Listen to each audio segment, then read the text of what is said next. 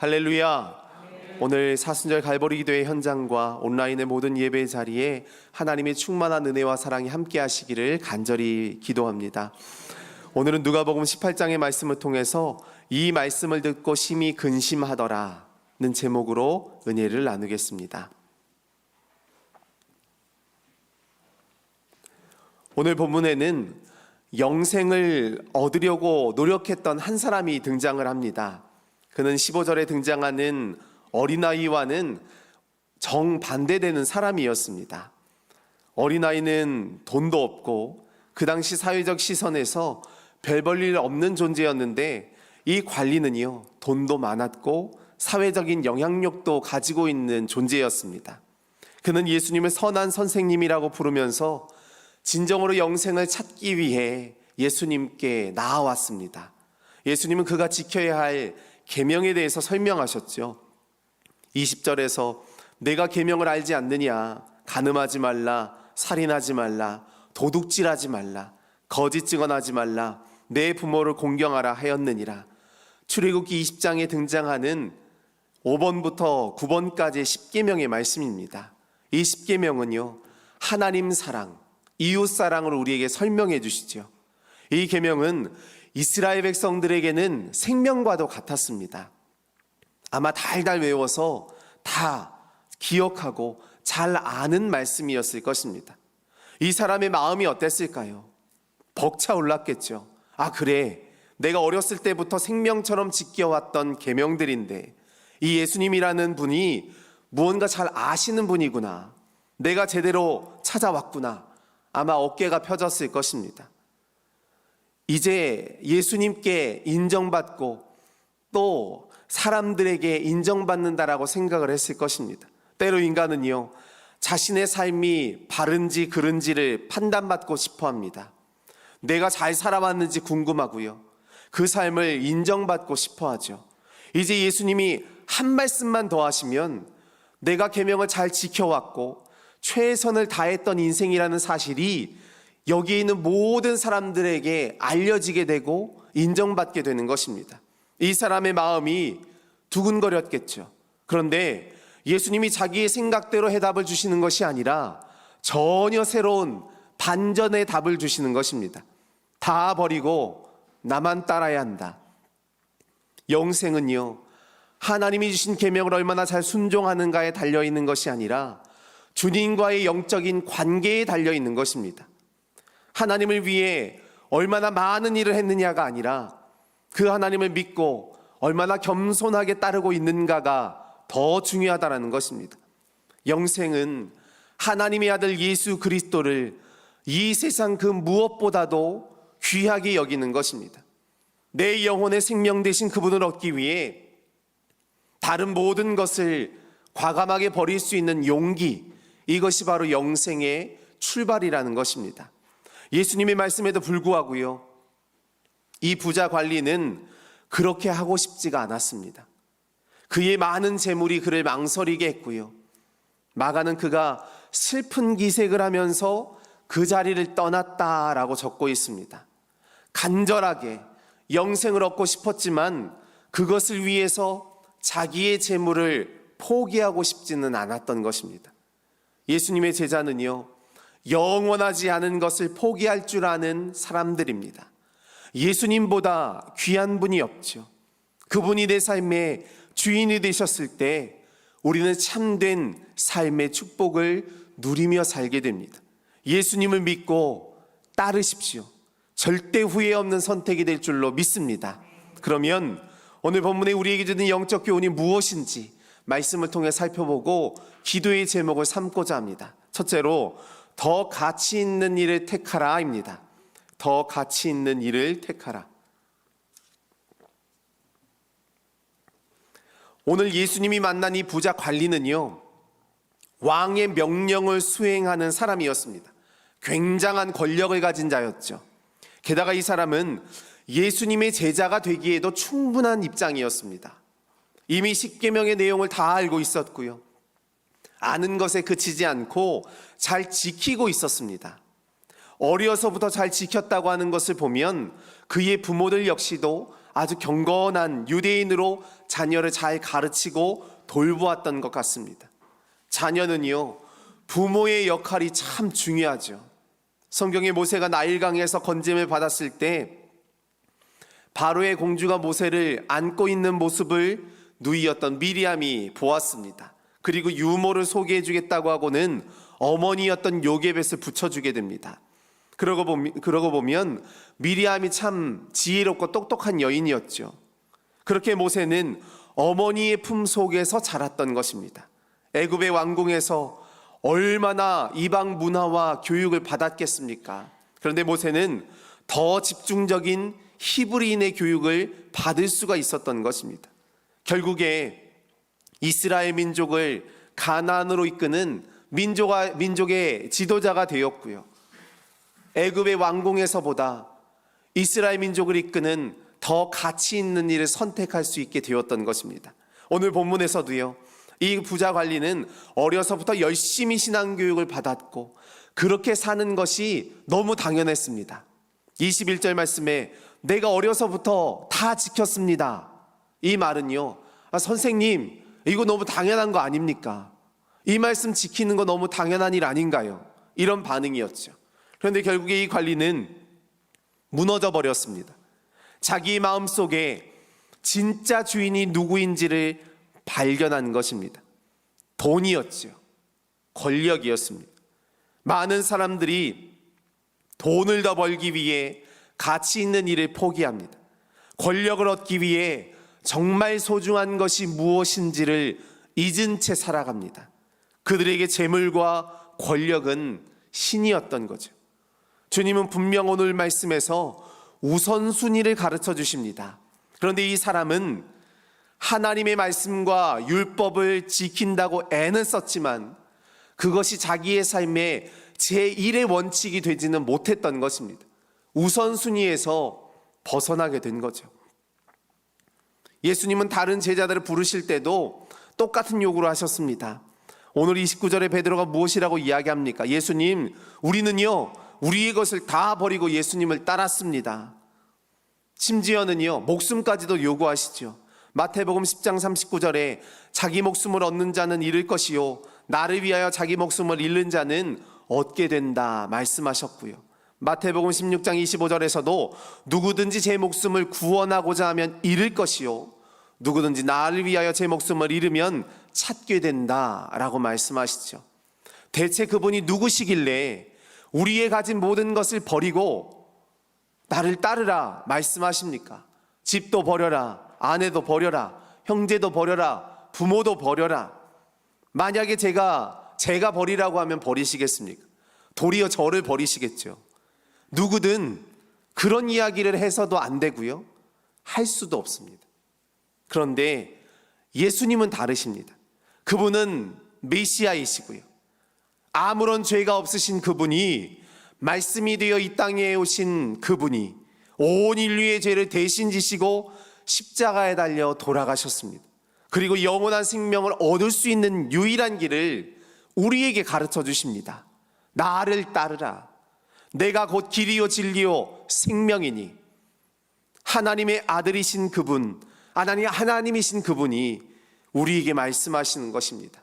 그래서 우리가 무엇이라고 대답하셨습니까? 네, 주님, 제가 그렇게 살겠습니다. 주님께만 헌신하며 그렇게 살고 싶습니다. 그 마음으로 여기까지 오신 게 아닌가요? 그 마음이 너무 충만하여서 주님을 따르고자 결단하지 않으셨습니까? 그러면 우리의 삶이 뭔가 달라야 하지 않을까요? 진실과 거룩함으로 주님 앞에 나아가는 삶, 주님의 말씀에 순종하며 헌신하는 삶, 그렇게 바른 신앙의 우선순위를 가지고 더 가치 있는 일을 택할 때 하나님의 놀라운 역사가 우리의 삶 가운데 임하게 하시는 줄로 믿습니다. 두 번째로 가면을 벗으라입니다. 가면을 벗으라. 이 부자 관리는요, 자기의 삶에 최선을 다한 사람이었습니다. 도대체 누가 자기의 삶에 대해서 이렇게 자신 있게 말할 수가 있겠습니까? 자기 기준에 만족스럽고 완벽한 인생을 살아왔다라고 자신 있게 말하실 수 있는 분이 과연 얼마나 될까요? 그런데 이 사람은요, 십계명의 말씀들을 누구보다 잘 지켰습니다. 아마도 예수님 말씀하신 계명들뿐만 아니라 다른 말씀들, 다른 율법들도 아마 너무나 잘 지켰을 것입니다. 예수님이 이 관리에 대해서 이렇게 이야기하시는 것을 보면 이 관리는 예수님이 집중하여 보실 정도로 제자의 가능성도 매우 높았던 사람이었던 것 같습니다. 그런데도 예수님이 무엇이라고 말씀하십니까? 그래 알아. 내가 참 열심히 잘 살아왔구나. 그런데 아직 딱 한 가지 부족한 것이 있다. 그러면 예수님이 말씀하신 그 한 가지가 무엇일까요? 이제 하나님을 진짜 왕으로 모시라는 것입니다. 이 관리는요, 하나님을 왕으로 모신다고 생각하면서 살아왔습니다. 그런데 그 마음의 가장 깊은 곳에서는 하나님이 왕이 아니라 세상의 물질과 권력이 왕이었던 거죠. 그래서 근심했습니다. 고민했습니다. 여기서 내가 잘 선택해야 한다. 어떤 선택을 하느냐에 따라 내 삶이 달라진다. 아무리 고민하고 근심해도 버릴 수가 없는 겁니다. 아마 이런 생각이 들었겠죠. 그냥 지금 이대로도 괜찮은데, 내가 지금껏 사람들에게 인정받고 살아왔는데 굳이 예수님을 더 따를 필요가 있겠나? 이 정도면 되지, 더 깊이 들어가면 안 되겠다. 이 마음이요, 때로 우리의 마음이라는 것입니다. 우리들도 보면요, 아주 명확하게 선을 그어놓고 신앙생활 하시는 분들이 있습니다. 내 것은 조금도 손해보려고 하지 않고 어느 부분까지만, 요만큼만, 그 이상은 안 된다는 절대 기준을 마련해 놓고 신앙생활을 하시는 거죠. 하나님, 이 정도면 됐죠. 왜 이렇게 많은 것을 요구하십니까? 저는 이 이상 더는 안 됩니다. 하나님 절대 넘어오시지 않도록 바리케이트를 쳐놓고 신앙생활을 하고 있지는 않느냐는 것입니다. 이것이 저와 여러분의 모습입니다. 그러면서도 바른 신앙인처럼 보이기 위해서 얼마나 애를 쓰며 살아가는지요. 하나님이 나를 보시는 것보다 다른 사람이 나를 어떻게 보느냐가 때로는 더 중요하게 여겨질 때가 있더라는 것입니다. 한 동물원에서요, 가장 인기 있었던 동물이 고릴라인데 죽었습니다. 고릴라를 다시 수입하려면 고릴라는 억대가 넘으니까요. 얼마나 돈이 많이 들고 시간도 많이 드는지, 고릴라가 없으면 사람들이 대수롭지 않게, 변변치 않게 생각해서 동물원을 찾지 않을 거라는 생각에 이 원장이 꾀를 낸 것입니다. 그 가죽을 벗겨서 사람에게 입힌 다음에 이 고릴라처럼 행동을 시켰던 거죠.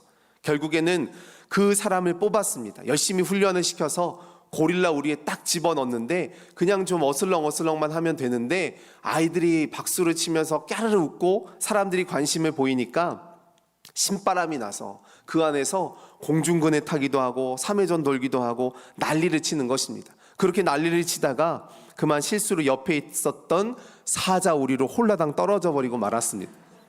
가죽을 벗으려고 안간힘을 썼죠. 그런데 사람 살려가 여기까지 나오는데 사자가 조용히 다가와서 입을 탁 틀어막는 것입니다. 입 다물어라. 요즘처럼 취직하기 힘든 시기에 두 사람 일자리를 다 잃게 만들고 싶냐? 사자도 가짜였습니다. 때로 우리는요, 가면을 쓰고 누구를 만나는 것처럼 그렇게 살아가고 있습니다. 우리의 신앙과 믿음의 연륜이 깊어지면 깊어질수록 때로는 그런 생각이 들더라고요. 내가 점점 연기에 물이 오르고 있는 건 아닌가? 그런 생각이 들 때가 있습니다. 하나님을 향한 마음의 중심이 아니라 다른 사람의 눈이, 그들의 평가가 더 크게 느껴집니다. 그러나 우리가 십자가 앞에 모든 짐을 벗어 던졌을 때 나에게 남는 가장 고귀하고 아름다운 선물은요, 바로 구원입니다. 구원받은 자의 기쁨과 소망이 우리 안에 충만히 있을 때 하나님이 우리의 인생에 진짜 왕이 되시는 줄로 믿습니다. 오늘 이 믿음과 신앙으로 우리의 영적 가면을 벗어내고 진실한 마음으로 왕이신 나의 하나님을 믿음으로 고백하시는 거룩한 삶이 되시기를 바랍니다. 세 번째로 진짜 보화를 발견하라입니다. 진짜 보화를 발견하라. 오늘 이 부자 관리는 근심하면서 돌아갔습니다. 예수님은 제자들에게 말씀하셨죠. 재물이 있는 자가 하나님의 나라에 들어가기가 얼마나 어려운지 낙타가 바늘길을 통과하는 것이 더 쉽단다. 이것은 완전히 불가능한 일이 아닌가요? 그러면 누가 구원을 받을 수 있는지 물었을 때 예수님이 또 이렇게 말씀하시죠. 사람이 할 수 없는 것을 하나님은 하실 수 있다. 인간에게는 도무지 가능성이 없는 것입니다.